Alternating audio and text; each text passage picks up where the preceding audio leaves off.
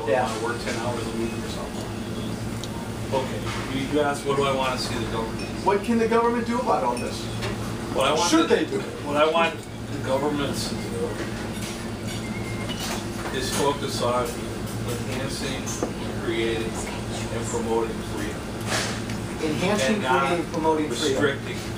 Okay, I think I'd probably agree with you, but that sounds pie in the sky. What do you mean in the real world? What that means in the real world is you reduce taxes. You reduce that creates taxes. freedom. You reduce regulations because that creates freedom. You give businessmen more opportunities to do what they need to do to respond to their current real needs instead of stopping them. You stop this relentless pursuit towards mediocrity, which you call equality. I call it mediocrity. Forced equality. Yeah, forced equality, which is mediocrity. Everybody should be the same. So if you're great, you better stop being so great. If you're great, we'll penalize you. Yeah, and if you're on the bottom, well, you're lucky. Your boat's about to raise up by lowering my boat. So that's what I want to see. And to me, that's the answer. You know, taxes, Obamacare. I see a government that's relentlessly seeking to restrict as many freedoms as possible. And it does it by fooling people into thinking they're getting more freedom. Like, oh, all of a sudden I have the freedom to get health care. But what about the 5 freedoms you lost to get that one supposed freedom? What freedoms? You mean the freedom of your government telling you that you might have to pay for or provide products that go against your faith? But according to my freedom to have a relationship with my doctor that there's no interference by, I don't want to say a death panel, but we all know that's where it's going to end up. Ration camps will have to come out someday. I disagree. Hold on. So that's what I want. I want to see, and you know, now naturally as a pastor, I'm concerned about this HHS business. Yes. Coming and saying, well, guess what, you religious people, you can forget your ethics, you can forget your morals, you're going to do what we want to do, or you're going to pay. But let me ask you something, Pastor, and I'm a Catholic kid, so I call him Father. Father, so you generally want this vision of these two Americas, the one of Obama's, which is sort of forced equality, government will do it all, and the one that's freedom, you're more responsible for your own life. You want to get us back to this one, right? That's right. But let me ask you something. Generally, if we were there tomorrow, and we all got to keep more of our money, and most of us were all responsible and free to live our lives, in a country like that, what do you do with the real needy people who can't take care of themselves? Because I hear this all the time. What do you do with them? Who takes care of them? Poor are always going to be. Always. Always. In a free society, always. What do you do about it? And hopefully each person has a little bit more so you can take care of your neighbor or something. Wait a minute, son, you are so radical. I know. You mean that, no, hold on, I gotta get this. I gotta get this. If they were hurting, I would definitely Stop for a minute. You mean instead of giving the government more tax money and they take care of all the needy people, you'd actually do something as radical as on your own, I swear. take care of your neighbor. Yeah. That's unbelievable. Isn't it? That's That's unbelievable. That's what Americans did. That's how it was always done. You're kidding me. No, that's how it's done. That's unbelievable. We voluntarily, wait a minute. We voluntarily take care of our own? Oh yeah, there were all kinds of programs for Woo! widows and I thought government orphans. took care of everybody. Wow. No, they were all taken care of as much as they could. So you're taking my freedom to help someone away Yes. by taxing excessive. And letting you off the You hook, took my too. freedom away. I'm letting you off the hook. Well, no, I'm a like professional doer, so I'm stuck either You're a way. professional Yeah, doer. so I'm stuck either way. But you're right, I'm off the hook. That's the government's problem. Those people are starving. Well, gee, well, how come the government doesn't help them? And here's the other thing, because liberals and conservatives disagree on this. Liberals like Obama and Duckworth, they all generally want a bigger government taking care of everybody. And we both want the needy in this country taken care of. We tend, on our side, my side, I tend to believe that we will take care of them. Us, our neighbors, our communities, our churches. But here's the other thing. Their argument doesn't work. the government doesn't do a very good job. If you're The war on satisfied poverty, with how that, are we doing 50 years later? it's getting worse and worse. But most importantly, when you ultimately get somebody like President Obama or Tammy Duckworth in a room and you say, okay, it makes sense, the government should take care of everybody, and yeah, it works, but how are we going to afford it all? They ultimately can't answer that question. How are we going to afford it? Because right now on Theodore's head, on top of Theodore's head, is about $100,000 in debt already on his head. And Theodore, when you wake up tomorrow morning, it's going to be more. Theodore didn't do anything to deserve that. Do you know who's going to pay that, Theodore? Who's going to pay that? Yeah, just pointing out something. We've had this conversation. Why do you have children? So that's, No, he doesn't want to go to college. He doesn't want to own a home. He doesn't want to have a car. He wants to have debt. $100,000 of debt. That's what he wants. Yeah, I know. that's what ultimately scares me is we can't afford it. You know, like, and again, you've heard me say this number before, 10,000 Americans retire every day in this country. 10,000 retire every day. Here's one cool thing. They're not dying when they're 62. We're living till we're 92. Okay? And we're playing golf when we're 92. How are we going to pay for all that health care?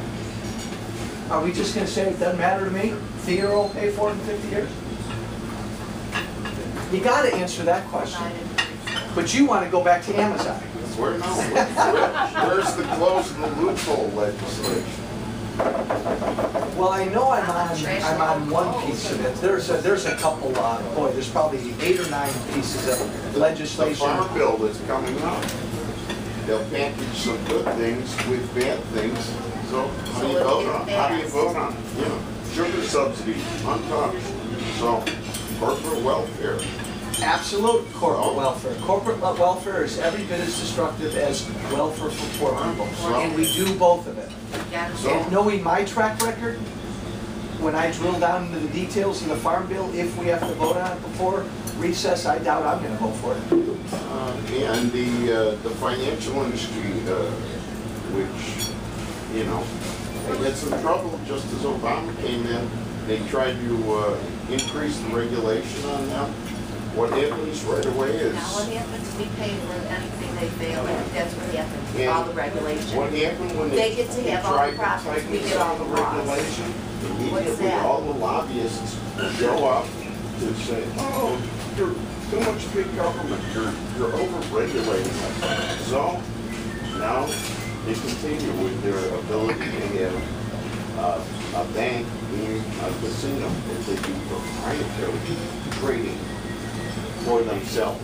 I would argue with you, they were already regulated plenty. That wasn't the problem. The problem was government policy, which said everybody, again, it's this forced equality, everybody should have a home. And our government policy pushed everybody into homes. You nailed it. You nailed it. Oh, sorry. You don't even know it. You nailed what this election's about. It's really easy. Nobody should lose sleep over this election. Nobody should sweat over it.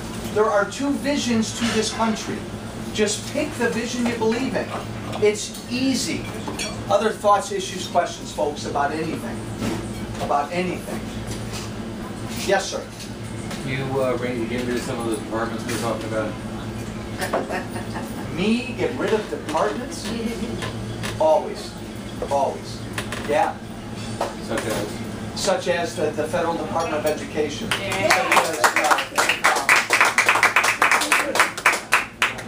Team Duckworth will use that against me. Such as the Department of Commerce. There are a number of. Step 1 is, there are 3 things we need to do when it comes to spending. Cut spending everywhere, 1. Begin to cut in defense and everywhere. 2, do something about entitlement reform. And then 3, once we can do those 2 things, take a serious look about actual programs, things our federal government is doing that they have no business doing and that they're doing no good doing. Like 3 cell phones. Absolutely. Yeah. Absolutely. Now, but the way I'm talking to you, most of my Republican conference isn't even there yet. So where you That's why I asked. yeah, where you and I may want to go, it's going to be a few steps to get there. Step one is to acknowledge, for everybody in DC to acknowledge, oh my God, we're living beyond our means. Let's try to balance our books. I mean, something as simple as this. I'm co-sponsoring a bill, a bipartisan bill, that I've been talking a lot about called No Budget, No Pay. If you are a member of the House and you're a member of the Senate, and you don't pass a budget that year, and that budget does not become law for an entire year, you don't get paid. Something very simple like that to force Republicans and Democrats to do their job. That's a simple start. I introduced a balanced budget amendment last year. I think it's high time we had an amendment to the Constitution that forced us every year to balance the budget. I think if you don't have something like that, politicians aren't going to do it. Yes, sir. I think another reason we are in the position we are is that our overseas commitments, we pay for it all.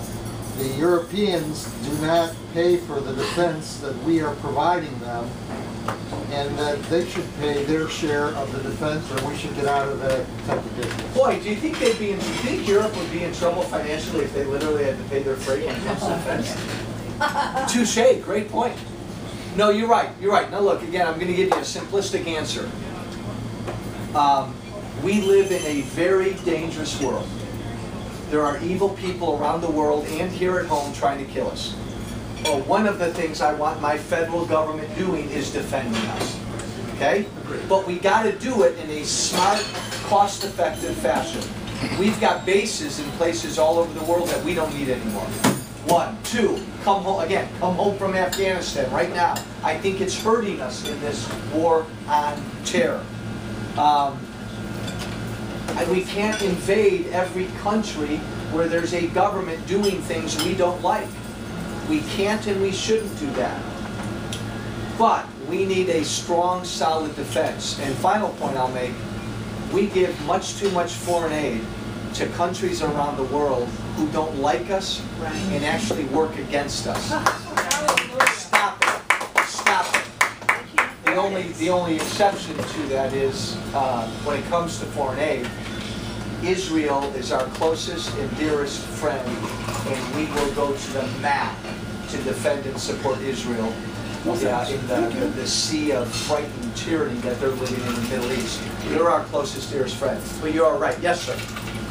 Mr. Obama mentioned maybe a couple months ago some businesses, they want to bring back jobs from overseas, the Far East, and he says, well, that's up to you to bring them back. How do you compete against countries that pay their people slave wages? And we know that, he knows that. How do you compete against it? Well, everything you buy is from the Far East. Yeah. It's a great. People know that they get locked in their factories. Yeah. 8-year-old, 10-year-old kids to make these products.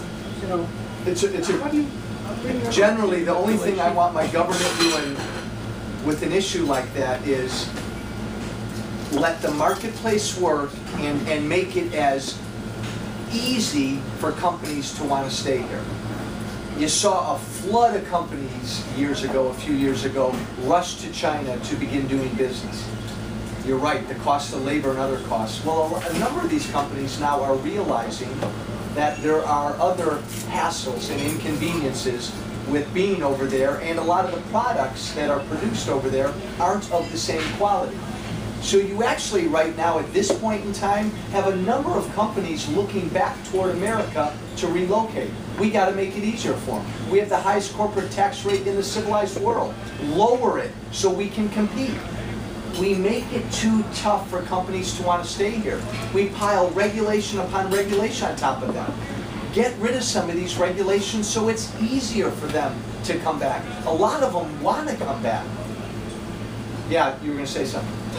The answer to that gentleman's question, manufacturing labor represents about 8 or 10%. It's not a huge number. It's not a huge But number. it's a factor. It's a factor. The problem is